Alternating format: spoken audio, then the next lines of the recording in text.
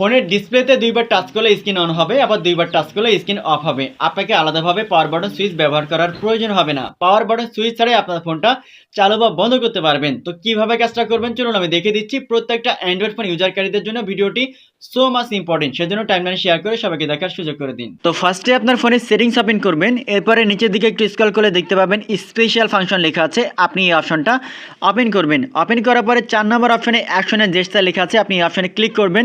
But অনেকের ফোনে এই অপশনে যদি খুঁজে না পান তাহলে সেক্ষেত্রে আপনি কী করবেন, এর জন্য আপনি এখান থেকে ব্যাক করবেন, কারণ এক এক ব্র্যান্ডের ফোনে এক এক অপশনে থাকতে পারে। এজন্য যদি খুঁজে না পান তাহলে সেটিংসের সার্চ বারে এসে আপনি অ্যাকশন অথবা জেস্টার লিখে সার্চ করবেন। তো দেখতে পাচ্ছেন জেস্টার লিখে সার্চ করার পরে অ্যাকশনের জেস্টার অপশনটা চলে আসছে। আপনি এই অপশনটা ওপেন করবেন। ওপেন করার পরে প্রথমে যে অপশনটা রয়েছে ট্যাপিং উইক, আপনি এই অপশনে ক্লিক করবেন। এই অপশনে ক্লিক করার পরে একটা অ্যানিমেশন ভিডিও দেখতে পাচ্ছেন যে ফোনের স্ক্রিনের উপর আঙুল দিয়ে জাস্ট দুইবার টাচ করা মাত্র স্ক্রিন অন হয়ে যাচ্ছে, আবার দুইবার টাচ করলে স্ক্রিনটা অফ হয়ে যাচ্ছে, মানে পাওয়ার বাটন সুইচ ছাড়াই স্ক্রিন অন অফ করা যাচ্ছে। সো এই সেটিংসটা যদি করতে চান তাহলে এটা যদি অফ করা থাকে আপনি এটা অন করবেন, তাহলে পাওয়ার বাটন সুইচ ছাড়াই আপনার স্ক্রিনটা দুইবার টাচ করে স্ক্রিন অন অফ করতে পারবেন। আমি এই ভিডিওটা হচ্ছে ইনফিনিক্স ফোন থেকে দেখাইছি।